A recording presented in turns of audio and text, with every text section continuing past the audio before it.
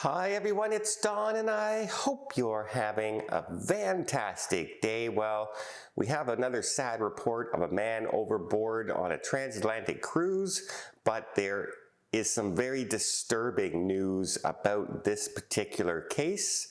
We also have some good news for people getting ready to go on the Carnival Panorama for its Christmas cruise. We have weather affecting tons of cruises everywhere from southern Florida all the way down to New Orleans.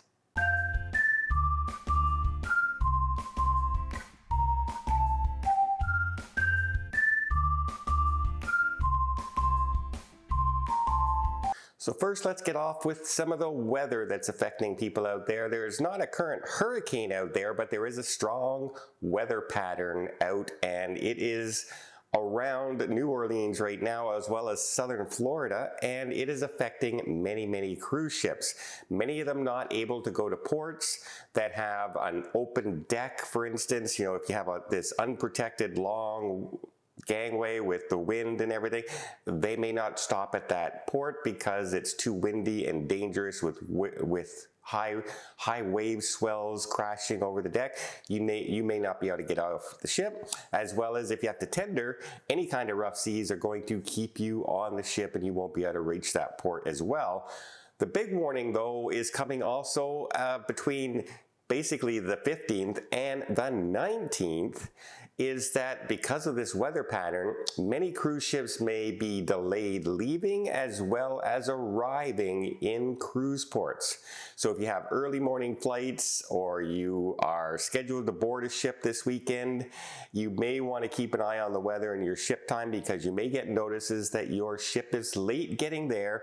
And if the ship is late getting back to port, that means it's going to be late getting you on the ship, because the other passengers have to leave before they're allowed to start letting you on as well. So you got to keep an eye on that. Some good news for the Carnival passengers. Carnival Panorama has finished her engine repairs, and she is now in Canada getting her funnel put back on, which means she should be ready in plenty of time for the Christmas cruise. I think she sails out on the 23rd or the 24th, and it looks like that cruise will be full steam ahead, which is really good news for people who have been wondering what's happening to my cruise, right? With all the repairs after it canceled 5 cruises altogether. Glad to see that ship is getting back and able to sail in time for the holidays. Everyone plans that Christmas cruise. You don't want to lose your holiday Christmas vacation, especially if you plan it with your kids, right? It would be very disappointing. Speaking of some people who are disappointing, or should I say disappointed, we have the rivers in Europe, especially right now on the Rhine, actually have had a ton of rainfall lately, and they have been on the rise. Now, that's usually better news than having a drought and having everything, you know, drying up and not having enough water. However, it is affecting the river cruises, and especially those going to the Christmas markets right now, a very popular time of year to cruise on a river cruise ship. Well, they're struggling because when the rivers rise, that means, you know, normally it's a very tight fit for some of these cruise ships to fit under those bridges. And in fact, if the water rises just a few inches sometimes, if not higher, the ships will actually able to hit the bridge and get stuck, as you can see here in this Viking photo that actually ended tragically. 2 people passed away during that hit. I'm not sure exactly what happened during that time, but it just goes to show they got to be very careful with the water levels. Now, river cruises have become very adept. The cruise lines have at managing this kind of system. They usually have many backup plans and many alternatives.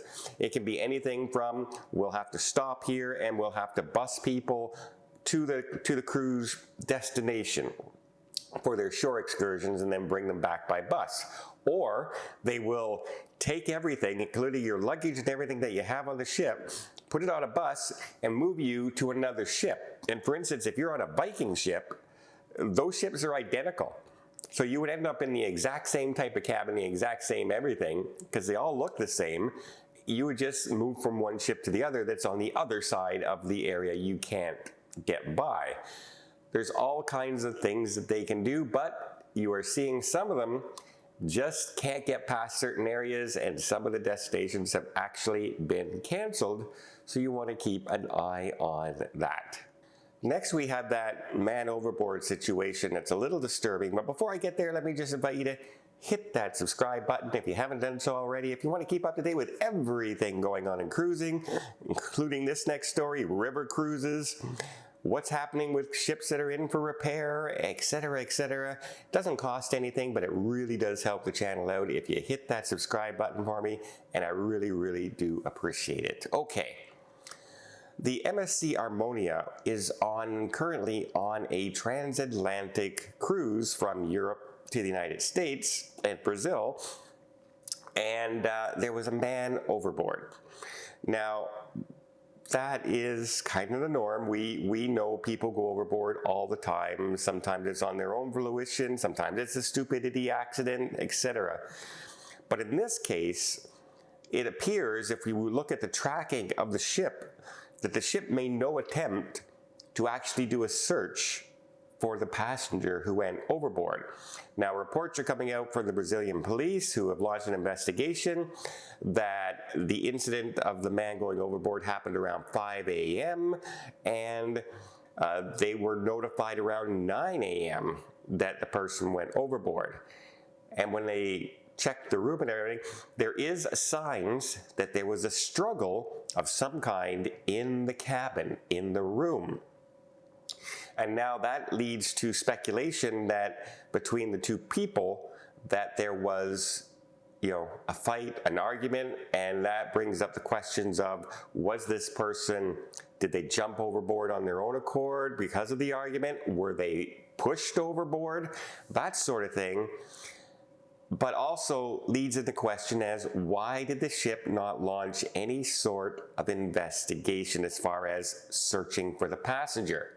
Now, yes, transatlantic, 5 a.m. in the morning, 4 hours ago, that's a long way back. That's a lot of mileage to cover to look for somebody.